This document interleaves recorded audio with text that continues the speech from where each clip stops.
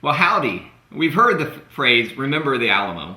And actually, the Alamo is the most popular tourist attraction in the state of Texas, the great state of Texas, the Republic of Texas, many other things, the future and great nation of Texas, well, anyway, including Oklahoma. I'm hoping my Texas friends will receive Oklahoma into the fold when it comes time to succeed, or success. Anyway, we've heard the phrase, remember the Alamo, and people do.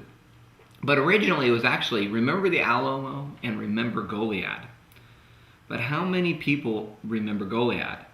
Why was Goliad forgotten while the Alamo is remembered? And what does this have to do with picking your battles wisely? Because we're going to talk about that too. And in that final hour when you feel like you're ready to die, will you hear the trumpet sound? Will you hear the warrior cry? Run to the battle. We got to run. Hello, this is the first in a new historical series for the Philip Files. I'm thinking about calling it pphistory because, as everyone knows, PP are my initials, Philip Fanstill. Oh, seriously, grow up. Okay, well anyway, maybe not PP, maybe philosopher Philip Fanstill, because that's what my students used to call me, philosopher, which I explained to them meant nerd. Yes, nerds. Okay, but anyway, philosopher Philip Fanstill. Yeah, well, it works. It's a little pretentious. PP, double PP. Anyway, there's a new series. This one goes out to my friend Davy Crockett, who inspired me with his name to talk about Davy Crockett and the Texas Revolution. So the Texas Revolution, we're not going to get all the details of it. It's kind of interesting, but it was actually a very small revolution in the scale of revolutions, and yet the Texas Revolution has a lot of historical significance to the United States as we have it today, and it also still reverberates with people, resonates with people. Okay, so what I want to talk about specifically are three things. The Battle of the Alamo, Goliad, right, and Battle of San Jacinto. Okay, now the first thing, the Battle of Alamo, you can get a lot of research on this, a lot of information out there. As I mentioned earlier, it's the number one tourist attraction in the state of Texas, and actually my kids and I went there this summer and toured the Alamo, and we couldn't find the basement. But anyway, so the Alamo, number one. Now Goliad, very few people have been to Gonzales, where the Goliad, or the Presidio, is up in, also known as Fort Defiance, up in Goliad. It's not a very popular tourist attraction. And originally, in the Texas Revolution, it was remember the Alamo, remember Goliad. Well, why did people forget Goliad but still remember the Alamo? This is interesting. So, as we know with the Alamo was in San Antonio, or Bexar, Texas declared its independence from Mexico. The Mexican Army of Operations came up under Santa Anna. They had about 3,000 to 5,000 soldiers, and they came up and they attacked the Alamo. 13-day siege. Eventually, on the last day, it was one of those things. Once they killed everybody, they stopped the siege. Come on, quitters. But anyway, but they went in on the 13th day and they killed all the defenders, including Davy Crockett, who the accounts were, it's interesting, historical accounts. The people that were loyal to Santa Anna said, oh, he surrendered and we executed him. Whereas the people loyal to Texans, they said he was killed and there were no less than 16 bodies surrounding him. So Davy Crockett, I want to talk about him real quick. I have a quote of his on my gun, one of my guns, okay. And this is one of the things we learned from the Texas Revolution. We'll come back to that. Oh yeah, there it is. So, on my little AR, which stands for Armalite, not assault rifle, it says, "Y'all may go to hell, I'm going to Texas." All right, Davy Crockett was cool, all right, and I got him in honor on my little pea shooter there. Yes. So Davy Crockett was actually a state representative from Tennessee, served in Congress, and gave a lot of great speeches and oratories, great order. Well, he came to Texas. A lot of volunteers from Tennessee came to Texas, which is why the Tennessee is called the Volunteer State, and the University of Tennessee still knows the Volunteers. So a lot of these Tennesseans, they came to Texas, including Davy Crockett. So he fought at the Alamo. He was killed. The commander of the Alamo, William Travis, was killed, and Jim Bowie. And about 180, anywhere the estimates are around 182 to 247 or something. Not Americans, Texan defenders. And there are a lot of volunteers from America. There are also people from Texas, obviously, and there were actually a lot of Spanish. I forget what they're called, Texians or Tejans. Anyway, I don't know. I should have probably figured that one out. But it's important to understand. Actually, one of the most famous is a man named Juan Seguin, who we'll come back to. All right. So they defeated the Alamo, but the Battle of the Alamo was a no-holds-barred, no surrender. Okay, and so that's one of the reasons I think people remember the Alamo, because they refused to surrender. They fought to the death, and they died. They died for what they believed in, and they died for this thing. That they fought to the death. They could have escaped. They could have run off, but for 13 days they stayed there and were all killed. Now, Goliad is interesting because at the same time this is going on in San Antonio, to the northeast there is the Goliad. And the Goliad is actually, this is where the Gonzales flag comes from, all right? Or the Molan Labi, which means come and take it. This flag, originally the Presidio, which was a much bigger fortress, interestingly. Fort Defiance was a much bigger, it was actually designed as a fortress. We went in there, my family and I, we went toward it, and it's a formidable fortress. When you compare that with the Alamo was a mission. It was kind of a ad hoc fortress, if you will. They fortified it, but it wasn't a fortress in the classical sense. This was an actual fort, the Goliad. And so people remember the Alamo, but Goliad, the commander of the Goliad, made a number of tactical errors. His name was Fannin. And, well, first of all, when they had given a cannon, so this is where that flag comes along. They had given a cannon to the people of Gonzales to defend themselves against Native American attacks, right? And this is while the area was still controlled by Mexico. Well, at some point when the revolutionary spirit started to imbibe in Texas, the Mexicans sent some soldiers up there and said, hey, we want that cannon back. We don't trust you with that cannon. And so the people of Goliad, they wrote up a flag that said, come and take it with the cannon. Basically, if you want it, you're going to have to come and get it. Okay. And next time I go to a gun show, I'm going to get another little thing for my gun. Come and take it. Anyway, so my little baby. Okay. So the Alamo fell on March 6th.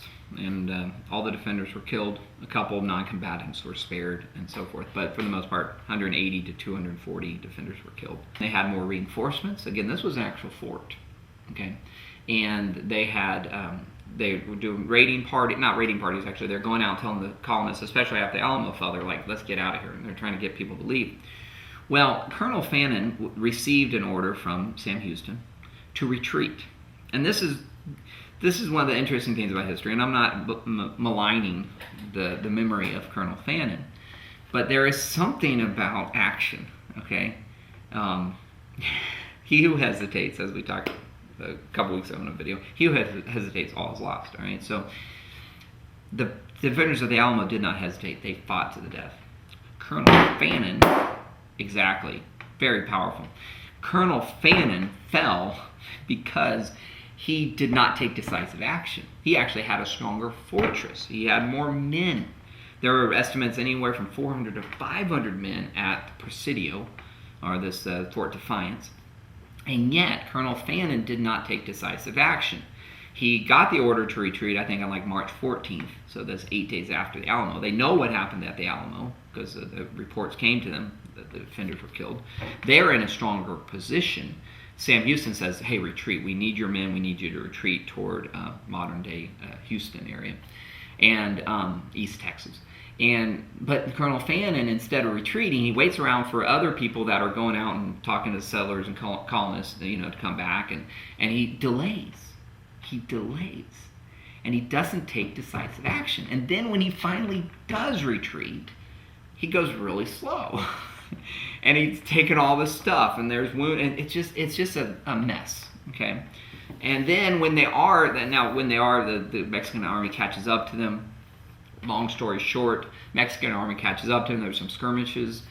They capture everyone. They take anywhere from 400 300 to 400 men back to the Presidio. And it's known as the Goliad Massacre, but it actually took place in a couple different times. But ultimately, the last day, they took they'd killed, slaughtered some here and there, the Mexican army. And the general in charge didn't want to do it, but he had left, and he had asked for orders from Santa Anna, and Santa Anna said, yes, you have to execute these people. And that order went to the new commander at the Presidio, and that commander took him out into a field and shot them all. And again, my family went there, and there's actually a memorial to Colonel Fannin and his men that no one visits, or very few people.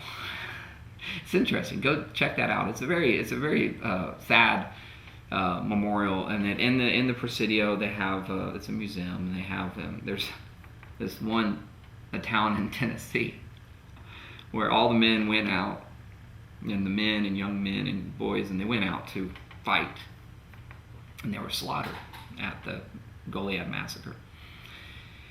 And so Goliad, lost more men. And again, I'm not, originally I thought Colonel Fannin was a coward. I don't know that he was a coward. He just was indecisive. He couldn't make up his mind.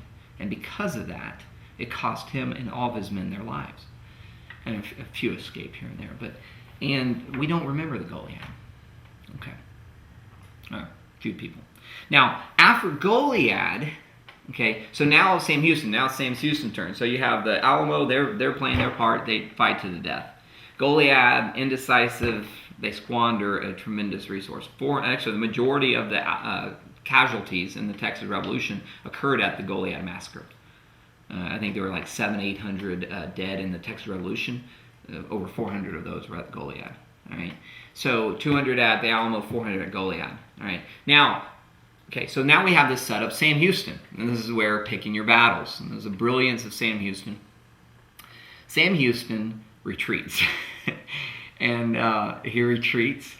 And the Mexican army's coming after him, and he retreats. And he keeps moving. Let's see if So the Mexican army operations comes up from Mexico. They attack the Alamo and then Goliad, and they're coming over. And the majority of the settlers, the colonists in Texas at this time, lived in like the Houston area, okay, and near the waters and so forth to the east, southeast of Texas. So as they come in, as Santa Anna and his men, now Santa Anna makes a tactical mistake. He splits his army into two. Okay, he takes one goes up north under his commander, and then Santa Anna leads the one to the south. Well, what Sam Houston does is he keeps retreating, and he burns, kind of a classic Russian technique. Maybe Sam Houston had studied history and has studied Napoleon Bonaparte and the Russian winter and all that. But, he retreats in depth. He keeps retreating. He knows the further he retreats, one, they'll burn crops and stuff so that the Mexican army doesn't get resources and so forth. And they retreat, and as they're retreating, more and more people are coming to the Texas Army. So it's a good strategy. Now, here's the interesting thing. His men are mad. They want to fight, and they keep urging Sam Houston to fight. So here's another lesson about history. When you have a strategy, and you know what you're doing, you can't compromise that. You should listen, and Sam Houston did listen, but people were like, you gotta fight. People were telling him he's a coward, but Sam Houston knows what he's doing. And so he keeps retreating, and he gets letters from people, fight, you coward, and the Congress of Texas is like, no, you gotta fight. But Sam Houston knows the further he retreats, the more men he's getting, the less resources the Mexican army, and the more demoralized they become. And they still, when they finally meet, and the Mexican army bivouacs or sets up their camp, and the Texas army sets up their camp. Even then, Texas is still outnumbered by the Mexican army. Even though half the army is up north, ramaging up in central Texas, and half the army is against Sam Houston, it still outnumbers Sam Houston and his army. So, again, this is one of those brilliant times in history. One of the most lopsided battles in history is the Battle of San Jacinto. So you have the defiant death of those at the Alamo. You have the needless death of those at Goliad because of indecision. And then you have this Battle of San Jacinto. Now, the Battle of San Jacinto, as I said, is the most lopsided battle. And what happens is, I think, Santa Anna gets kind of drawn into this. This coward, Sam Houston, he's underestimating his enemy. As Sun Tzu says in The Art of War, you don't want to do that. You never underestimate your enemy. But Santa Anna is. He's underestimating Sam Houston. He underestimates the Texans. And he sets up his camp. And there's some skirmishes the previous day. Well, on the Battle of San Jacinto, their men are tired. The people have marched in the Mexican army, so they're like, okay, let's take a rest. Well, everybody takes a rest. Not everyone, but the majority of the Mexican army takes a rest in the siesta, the hottest part of the day, which is when Sam Houston attacks. And in the ensuing battle, and the other thing is the Mexicans had set up a really bad base camp. They had no place to retreat. They trapped themselves in. So Sam Houston springs the trap, goes down, the battle commences, and by the end of the day, next 4 hours, I think 400 Mexican soldiers are killed, like a dozen, maybe 17. It's in the teens, it's somewhere in there. Texas soldiers are killed, a whole bunch are captured. Now this is interesting. This is another lesson about the Texas Revolution. Know why you're fighting. What are your objectives? Because again, Sam Houston, what is he fighting for? He's not fighting for revenge. Okay, now did people want revenge? Well, absolutely. All right, he's fighting for Texas independence. Now, you got to keep the main thing is to keep the main thing the main thing.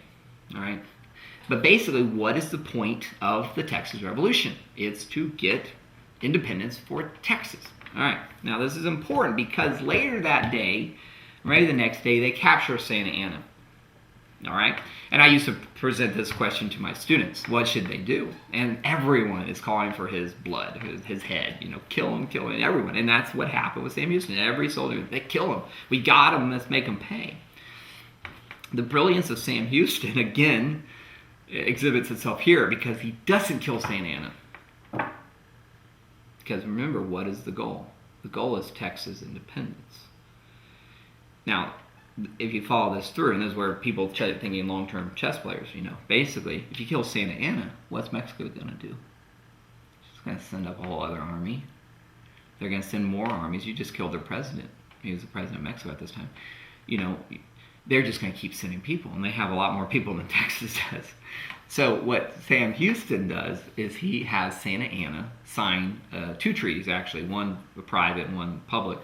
But basically, he has him sign this treaty, and eventually he sends them home. Now, he sends them home via Washington, D.C., but eventually makes his way back to Mexico. And the importance of signing a treaty and letting him go is Santa Anna goes back down to Mexico, and he ends up a very interesting character. In Texas history, we think of him as just a bad guy, but he's an interesting character in Mexican history. But Sam Houston lets him go, but has him sign a treaty. And so that treaty actually prevents Mexico from immediately sending another army. Now, they eventually plan on sending another army, but then they have other revolutions down in Mexico, so they're not able to, okay? But Sam Houston, the brilliance of keeping the main thing the main thing. What's the main thing? Texas independence. So you have this man in your possession that everyone wants to kill because of what he did at Goliad and the Alamo, and rightfully so, all right? But instead, Sam Houston's like, no, we're going to let him go. We're going to have him sign a treaty and let him go.